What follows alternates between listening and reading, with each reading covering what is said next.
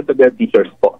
At kailangan po natin bagitin ito kasi para sa amin napaka-importante po, no, na yung mga teacher ay motivated, yung mga teacher ay mataas yung moral, yung mga teacher po ay excited pumasok, no, at magturo, no, hindi kagaya po ngayon, ano, ang dami po naming teacher, Ma'am Susan, no, Sir Mark, no, araw-araw makikita ho natin may mga teacher po na nag-a-apply, no, sa abroad, no, bukan po yung so, kumbaga, kung marami nag-a-apply, ibig sabihin, marami na rin mga teacher talaga na pumapasok na lang para may sweldo nila, pero hindi na yung...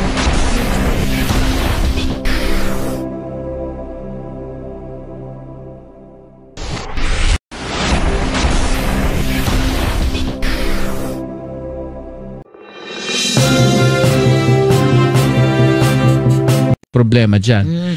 Ay, alamin nga natin kay Ginoong Benjo Basa, siya ho ang National Chairperson ng Teachers Dignity Coalition. Yeah. Ano sa tingin nila? Bakit ganito na tayo kulelat yung mga estudyante sa Pilipinas kahit na dami nagtatapos na may honors? Yes. Good morning, Sir Benjo Basas. Yes, good morning po, Sir Mark at Ma'am Susan. Magandang umaga po. Good morning, Sir Benjo. Ay, yun na aming pinag-uusapan Bakit nga ba ganun, ano? Parang sabi nga ni Susan ba't ang dami namang mga may award na estudyante pagka graduation season, nakikita natin mga nagpo-post. Bakit ba ganun pa rin sa kabuuan pag sinukat tayo sa standard na pang daigdig, tayo naiiwan pa rin? Well, una po ay magkaiba po, no, yung standard na ginagamit ng PISA or ng TIPS, no. Doon po sa standard na ginagamit namin, ano, sa classroom, no. Meron po tayong grading system po sa DepEd, no. May corresponding points po o grades, no, yung bawat ginagawa po ng bata, may mga percentage po yan.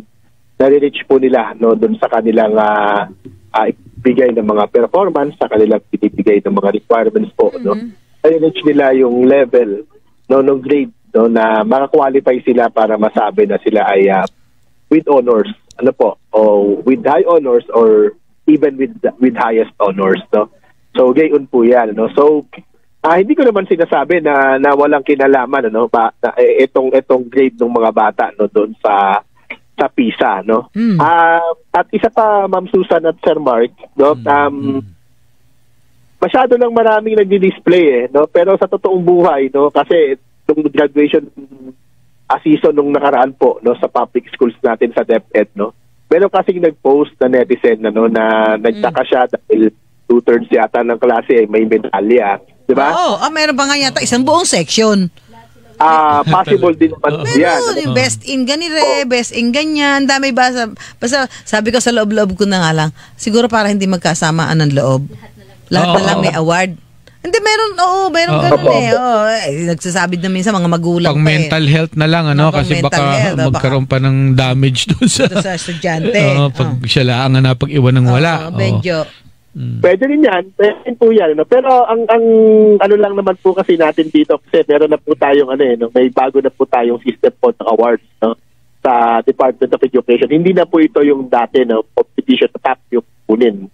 Ano po, ngayon, lahat ng bata ay pwede makakuha ng award. Pwedeng makakuha ng at least academics po, no?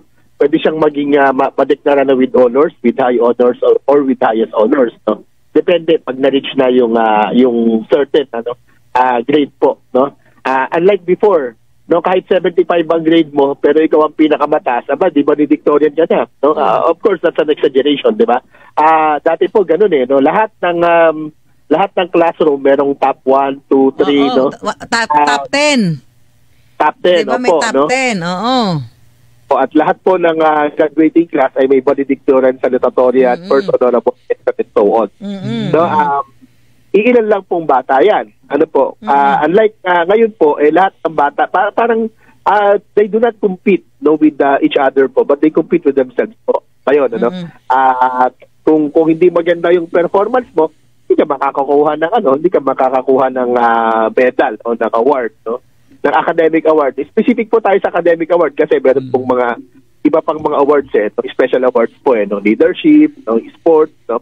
So academic awards po talaga yan po, no, magtutsan yung naging viral nung nakaraan po, no. At siguro gusto ko lang rin sabihin na kaya nga kami po gusto rin namin din naman na magkaroon ng pag-review dito, no, kasi sa totoo kailangan po nating mag-set din ng standard. Kasi parang magbabari ito sa kada eskwelahan, no, sa kada section, no, depende sa mga teacher, no, at magbabari yan depende sa lokalidad, no, sa mga syudad, sa mga division o rehiyon. 'Di ba? Ako naalala ko po nung ako ay nasa high school, pag meron kaming bagong yung transfer iba, 'di ba? Nagaling sa probinsya halimbawa, abay tataas ng grade. Pero pag hindi na ganun katataas yung grade niya. Diba po yung teacher, no? Yung teacher po ay iba yung standard ng mga teacher, gayon po, no? So, parang although mahirap gawin, of course, there's no perfect system on this, no? Pero at least, no, yung optimum, kailangan po ng DepEd ma-reach po, no, yung optimum po, no, kung paano ito magkakaroon ng standardized, no? Pati doon sa point at grading system po. Dugtungan ko, yes, Sir Benjo, yung sinasabi nyo. Kasi ako, I remember nung bata-bata kami, yung, NCEE. National College Entrance Examination. May ganyan sa amin noon. Parang na ako pwede alam mo, hindi ko naman papangalanan ng school di ba? So ayoko naman na ma-malign. Pero noon talagang pinagtatabi-tabi kami, mahina, magaling, mahina, magaling, mahina, magaling, para maganda yung overall score ng school. So ibig ko sabihin, it defeats the purpose dahil yung NCEE dapat appraisal siya kung anong level ang natutunan, anong dapat i-improve, ano ang kalagayan ng kalidad ng edukasyon. Sinusukat mo sa mga ganong eksaminasyon. Diba? So parang feeling ko, pat nagganto-ganto tayo, pala naman artificial yung pagpapataas ng average grade ng school. Tapos ngayon ito na, naririnig ko rin na ito, makukumpirma siguro ni Sir Benjo kung totoo hindi. Dinidiscourage kayong magbagsak ng mga bata. Oo nga. Kung kung ibig sabihin, kahit nakabagsak-bagsak, you don't want to deprive yung bata na makamove up. Sa next kasi level. sayang, parang pinagdadamot mo sa kanya ang makamove up ng second level. So, dahil nga ang dami-dami nila sa klase, kaya napapag-iwanan siya, pero hayaan mo na, isama mo na sa magmo-moving up. So, ibig sabihin, yung ganyang sistema parang nakakawala ng yung appraisal mo sa bata, kung kaya tuloy nakaka-graduate para hindi siya mamomotivate kasi parang kahit hindi naman ako masyado mag-aral pasado naman ako. At saka kung ganun ng polisiya mo, direksyon mo, talagang yung overall kalidad ng edukasyon mo apektado. Diba matagal na rin natin narinig yung Benjo na February mo graduate na ng grade 6, hindi pa marunong magbasa. Yan nga ang finding, Susan, diba? Na may marami grade age 13, yung mga grade 5 hindi marunong ng basic reading and comprehension. Sir Benjo. Well, isang malungkot na bagay po talaga ito, no. Una doon po sa konsepto na konsiderasyon, lalo po, no. Dalawang nagkokontrahang bagay ito no, yung konsiderasyon at yung pagiging strict. Na dapat naman ang rule kasi ng eskwelahan ay turuan yung mga bata, no. At ang magagawa mo, no, magiging tagumpay ka sa pagtuturo kung natuto siya. 'Di ba? Hindi yung nakapasa. Naalala ko noong panahon ng pandemic, 'di ba? Binando pa ng DepEd na 99% ay nakapasa. 'Di ba? Ang nangyari naman, wala ka naman talagang ibabagsak ng pandemic dahil nagpasa yung lahat ng nanay. No? Yung guardian, 'di ba? Hindi mo naman alam kung sino gumawa, 'di ba? Paniniwalaan mo na gumawa. No? So, may mga ganyan po, no. It worsened no, the situation po, no. Na already bad situation po, no. Anong pandemic, no. Pero sige, isipin natin walang pandemic, no. Kahit po nung bago yung pandemic, meron na pong mga ganito. Tama po yan, no, Sir Mark, yung observation ninyo. Meron tayong unwritten order, no, dito po sa system, no, na parang hindi naman sinasabing huwag kang mambagsak, no. Pero pag nambagsak, talagang sisisihin ka, no, hanapan, i-explain mo. Diba? Pagtuturuin ka, kasalanan mo yan, di ba? Hindi mo pwedeng ibagsak kung hindi mo, umabsent yung bata, hindi nakapasok, hindi nakakapasa. Hindi mo naman pinuntahan sa bahay. hindi mo pwedeng ibagsak yun kasi hindi mo ginawa yung obligasyon. Parang lahat po yan ay sinusukat at lahat yan ay isinisisi sa teacher. No? So ano yung pinaka-convenient dyan? Ang convenient, ipasa mo na lang. No, para wala nang usapan, wala ka na ring hirap. No? Parang nagiging ganun po. No? Hindi ko po sinasabing tama yan. We won't tolerate yung mga ganyan po. No? Pero tignan natin, itinutulak ng sitwasyon po yung ating mga teacher. No? Para po sa ganito. No? Kasi, binag mo, kapag kahit nagbagsak, tuturuan mo siya. I-remedial mo siya kahit summer. Diba? May mga ganyan po. No? May mga ganyan po tayong mga pulisiya. Diba? Ang kaya po naiipit at nalalagay sa alanganin at it leaves the teacher with no choice kundi pasa na lang yung bata so ang problema diyan nung graduation din meron din tayong nakita po na nag-viral na isang bata na tuwang-tuwa siya parang ang saya niya hindi na nga ako pumasok, hindi na nga ako nagpasa, hindi na nga ako gumawa ng mga assignment, pasado pa rin ako. Parang ano po, no? So, ang hirap na nagiging ganyan po yung pagtingin ng ating mga estudyante, ng ating mga bata sa pag-aaral, no?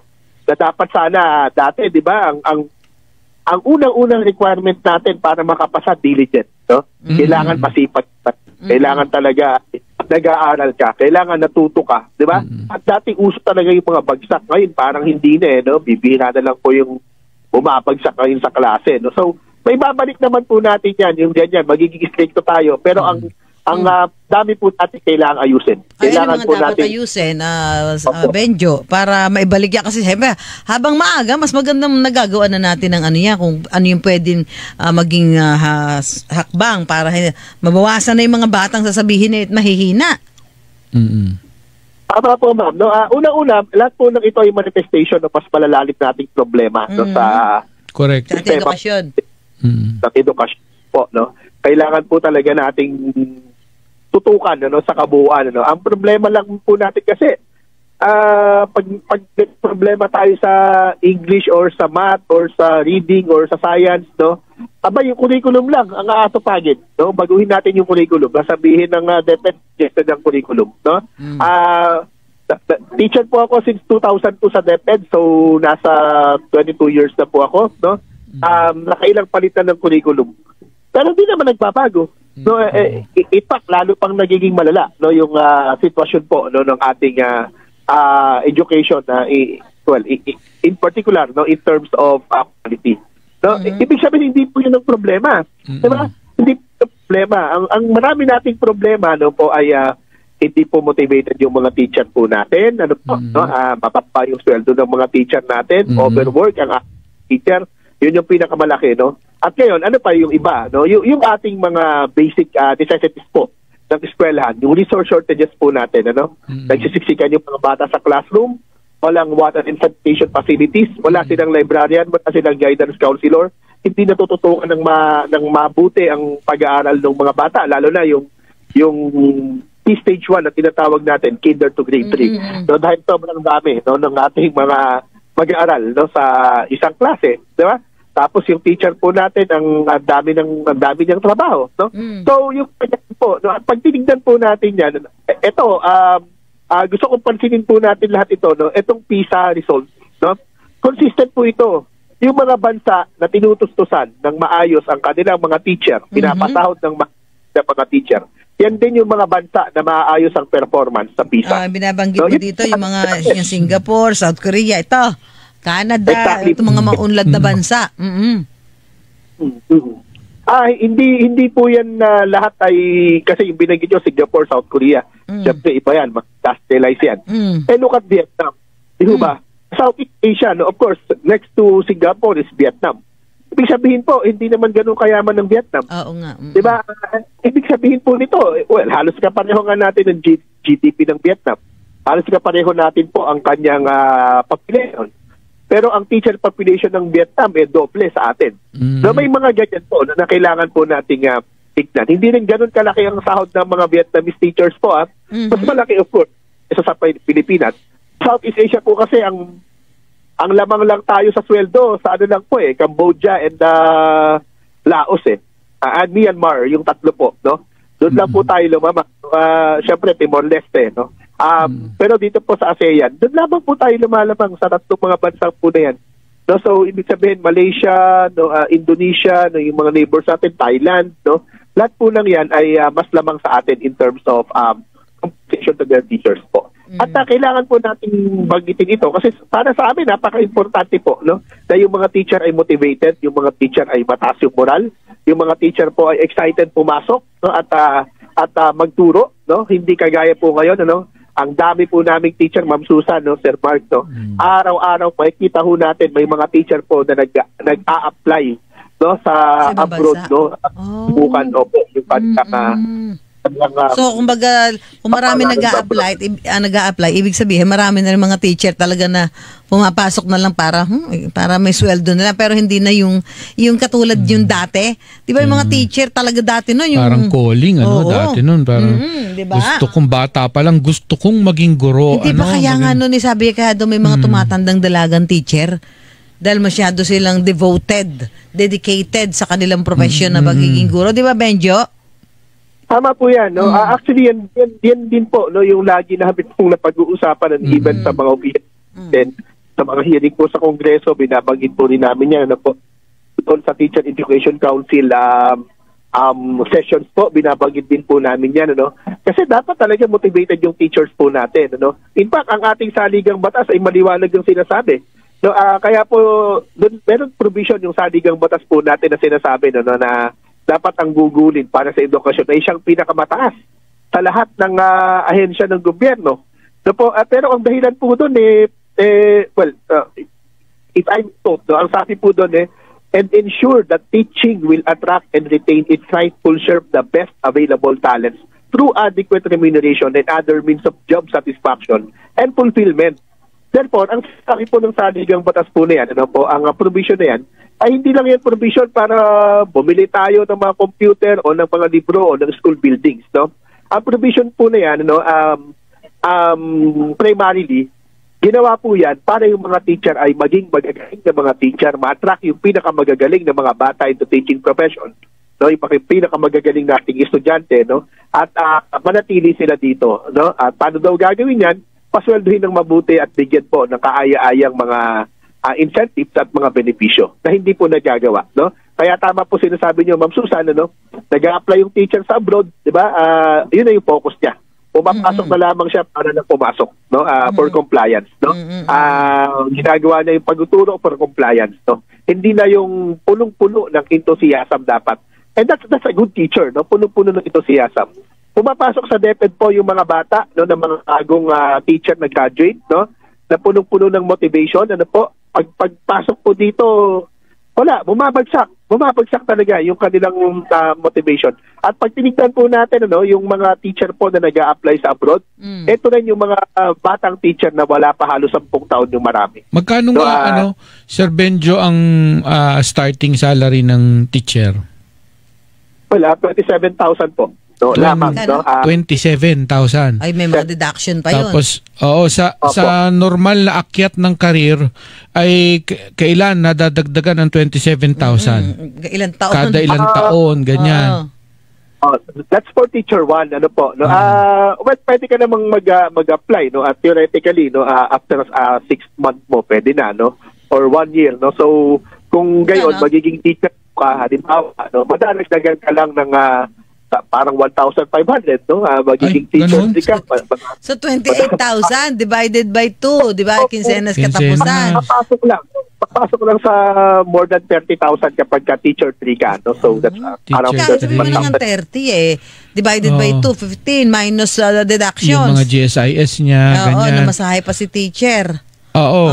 So, yun yung sinasabi ni Sir Benjo na yung by professionalizing, ibig sabihin, ganda-gandahan mo sweldo para maka-attract ka din ng talents. Oo, tsaka syempre, mas motivated ka naman na pag-igihan ang trabaho mo kung halimbawa nakakabuhay ng disente sa pamilya mo. It's very unfair na na pinupuri lang natin bayaran ng mga teacher and then expect a lot of sacrifices sa kanila. Dapat na nga kung bayani sila, edi mas maganda sana yung kanilang mga natatanggap. Unfair.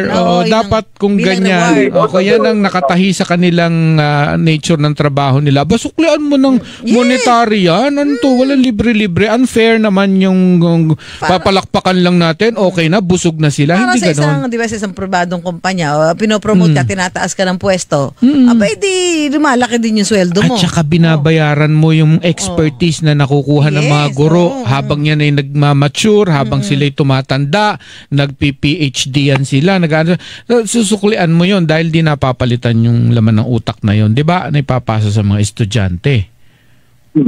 Opo. Tama po yan. Actually, ito lamang po, last week meron kaming meeting, no, at yung isang teacher po namin na nakatakda ng lupipad, no, by next week, no, ay nagsalita siya, no, ng parang farewell na rin, no. Ano lang niya, no, yung parang mixing talk, no. So sabi niya, yung sweldo ko dito ay 6 times, no. Ang magiging sweldo ko sa US ay 6 times ng sweldo ko dito sa atin. So ayaw ko mang umalis, sabi nung teacher, ayaw ko mang umalis, no, pero walang pangarap na matutupad, no, kapag ka ikaw ay nagtuturo sa Pilipinas, hindi ka naman nagtuturo dahil lang gusto mo lang magturo, di ba? Nagtuturo ka naman kasi gusto mong bigyan ng at least mas maayos na buhay yung pamilya mo, di ba? Punta ng sarili mo man lang na bahay, di ba? Ang sabi natin mga teacher, wala pong sariling bahay, no, dito po sa Pilipinas. Bahay na yan, basic na yan, ano, na dapat nga shelter. Gobyerno dapat po yan. Kaya nga sinasabi daw yung mga teacher, para lumaki sweldo niya, kasi yung mga call center, ang lalaki ng sweldo dyan eh. Di ba maraming mga teacher din, nagko-call center, di ba, Benjo? Marami pong nag-sideline. Meron pa nga po, yung nag-motorcycle na taxi, mga ganyan po. No? Marami. Oo, may mga ganon. Kaawa-awa naman yung mga teacher natin. Sana tagal-tagal na natin pinag-uusapan dati yung tungkol sa teacher. Ano? Ba't parang pinag-uusapan lang na pinag-uusapan? Ganun talaga. Diba? Tapos, yun ay ano lang yun, isang sangay lang yung problema ng mga educator, ng mga teachers, tsaka nung kondisyon ng kanilang mga paaralan. Pero iba pa yung problema mo doon sa kahirapan naman ng mga learners. Kasi marami mga bata, kaya sila bumabagsak, hindi naman dahil tamad sila o sila yung mapurol. Kung hindi, hirap na hirap. Yung papasok, kahit sabihin mo libre ang elementary hanggang high school, yung pagpasok mo sa school, ultimong pamasahe mo, ultimong pambili mong tsinelas, pambili mo ng school supplies, minsan hindi mo kaya. So yung bata, kahit gustong pumasok, hindi niya magawa. Dahil wala silang pampasok. O kaya pumasok ng hindi kumakain. Gutom. Paano matututo ang gutom? Siyempre, habang nasa eskwelahan niya, tumasakit ang tiyan, paano kung makaka-concentrate? Tapos ngayon, i-expect mo sa teacher ba na mag-reach out kayo? Kung gano'n puntahan mo sa bahay, o kaya bigyan mo ng baon estudyante mo, unfair. Unfair yun. No? So, dapat, susolusyonan mo ang problema ng mga educator, pati din ng mga learners. Kasi nga, yan basket of problems na lahat nag-ambag-ambagan. Kaya ganito tayo, pag sinukat tayo, mahina raw ang kalidad natin. Matagal na nga ito. Kaya lang, ngayon talagang nagiging malaking usapin na ito. Dahil ito dati pa, hindi naman ito bago sa atin na nakaka-encounter na tayo dati. Nag-graduate na, wala pang, hindi pa nakakabasa. Ito, Mark, para daw sagutin ka. Kasi may tanong ka kanina, di ba? Yung parang sabi mo, hindi naman dahil yung sa gadget. Sabi niya, meron siyang pamangkin na nag-aaral sa US. Pag bakasyon, required yung mga bata na magbasa ng 2 hanggang 3 libro. Tapos isa-summarize mo yan. Kaya hindi na pag-iiwanan ng mga bata doon at mga pamangkin kahit may gadgets. They love to read books pa din. Hindi talaga gadget palagay ko directly. Tama ito si texter natin. Ayan naman, sabi ng texter natin? Si Teacher Rubilin. Anong sabi niya? Baka pwede si Teacher Rubilin na lang ang next Ed Secretary. Si Teacher Rubilin. Kalokohan itong si texter. Yung anak ko. Ito ba? Totoo ba ito, Benjo? Yung may mga graduate at board passer na teacher, hirap pa rin makapasok sa DepEd. Totoo ba yan, Benjo? Yes, ma'am. We have an oversupply po of teachers. Meron tayong oversupply? Akala ko kulang. Kulang po yung teacher natin sa DepEd, no? Pero marami tayo no, na teacher na walang trabaho. Na hindi na-absorb. Bakit hindi Paano na-absorb? yan? Kulang pala. Meron naman pwede i-absorb. Please explain Let's in expound. 100 words. Expound. Not less than 10 and in 5 minutes. Paano nangyari yon? Opo, ganito po yan, ano? Yung capacity ng DepEd kasi, yung pag-hire ng mga teacher po ay congressional po yan no? Allocation. No, so kung ang item lang, let's say for example, 100 no, sa isang ministry for this year, no, tapos ang applicants mo ay 200, 100 lang talaga yung makakapasok. Budget. Ganun po yan. Marami po tayong mga licensed professional teachers po, no, na paghat na lamang muna ng ibang trabaho habang nakapila. Aba, syempre. No, doon sa application, no? Aba, talagang budget pala talaga.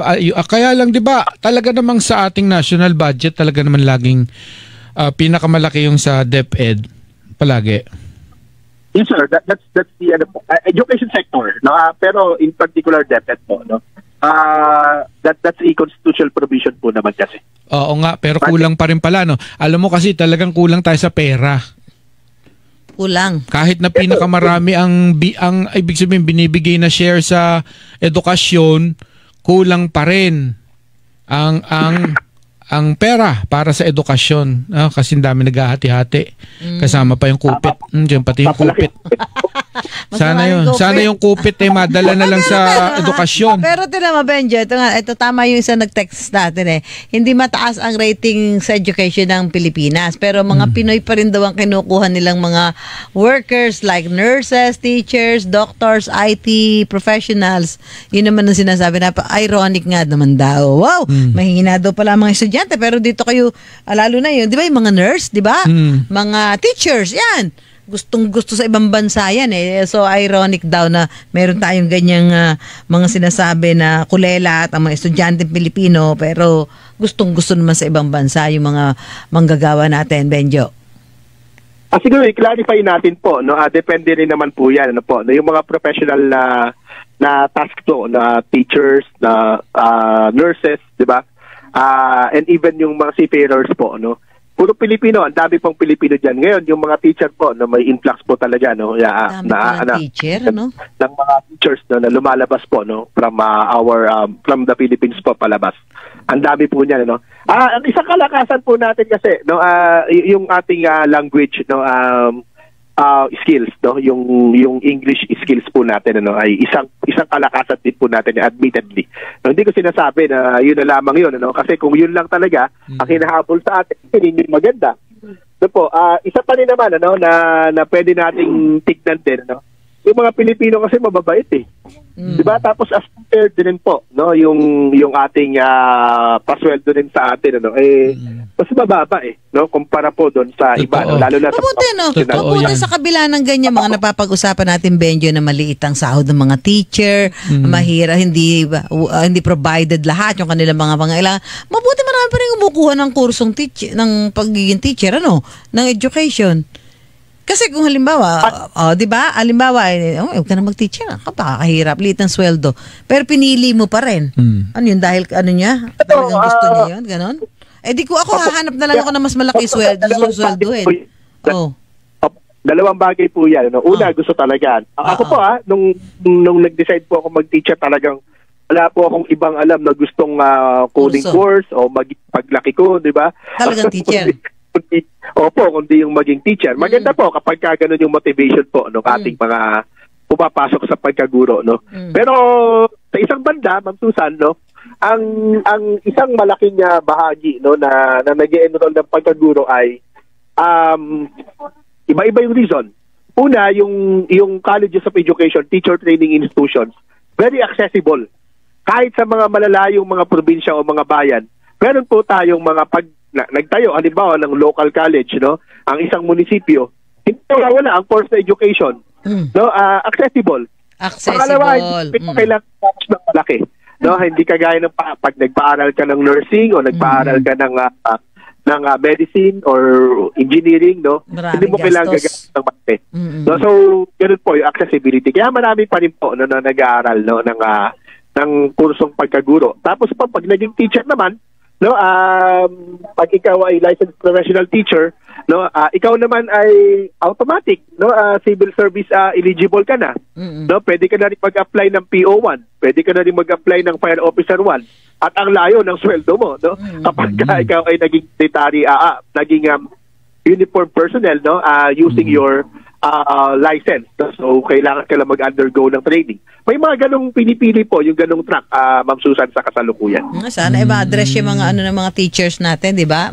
Yung mga pangangailangan, tagal lang pinag-uusapan. Lagi na lang pinag-uusapan. Oo nga. Ayun pa naman ang edukasyon pa naman yung pinakapundasyon mo. Kaya nga sinabi ni Rizal na kinabukasan, kabataan kasi ang minimin niya doon, edukasyon. Edukasyon, Oo, syempre. yan ang pundasyon mo para susunod mo henerasyon. Hindi mo sinabing mga tambay na kabataan ng pag-asa. Pag-asa, oo. Hindi. Kabataan. Ibig sabihin niya yung matatalas na kabataan who will take over. Sila naman talaga, di ba? Diba? Benja, thank you so much, Sige po, siguro bago ko po tapusin, may sinabi din kasi si Rizal dyan, ano, sa Limitanghi na binanggit po niya, ano, na yung paaralan ng Salamin ng Bayan, no, itong saligan ng lipunan, ipakita mo sa amin ang iyong paaralan ng iyong bayan, at ipakikita namin sa iyo ang kinabukasan ng iyong bayan. No?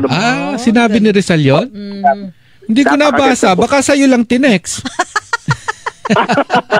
Hindi ko nabasa yun. Pero, tignan mo. Absent ka, no? Pakita mo sa akin ang paaralan ng iyong bayan at sasabihin ko kung ano kinabukasan ng bayan na yun. Di pakita natin. Oh, nako. Pakita mo nga yung school ninyo, Susan. Maganda Hardin. Thank you, Sir Basas. Ang ibig lang naman yan, kung school mo, talaga. No? Marami tayong may natutunan tayo bago. Pakita mo sa akin ang eskwelahan ng imbayan at sasabihin ko sa iyo ang nabukasan ng bayan. Ng bayan. Ano?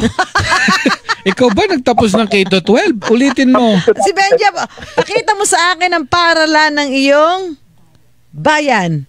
At Opo. Sir Benjo, ulitin mo nga one more time. Kinabukasan ng bayan yan. Isa pa. Isa pa. Opo, ang sabi niya po eksakto, ang sabi niya ang paaralan, ang salamin ng ang salamin ng lipunan. Ito ang salamin ng bayan, ang saligan ng lipunan. Ipakita ninyo sa amin ang paaralan ng bayang iyan. At ipakikita namin sa inyo kinabukasan ng bayang iyan. Parang tamang ganun, pakikita ng bayan. Talagang magaling na tao ito si Jose Rizal. Ang daming sabi. Ang dami siya. At totoo naman, pag inisip mo, totoo naman. Ako sana yung mga nakikinig sa atin na may magagawa dyan na pagmuni-munihin niya yung mga sinabi ni Dr. Cesar. Yes. Benja Basas, National Chairperson ng Teachers Dignity Coalition. Thank you very much. Kung meron man kayong mga komento tungkol sa mga isyong ito, maaari kayong magbigay ng mga reaksyon sa comment section na makikita sa ibaba ng bidyong ito.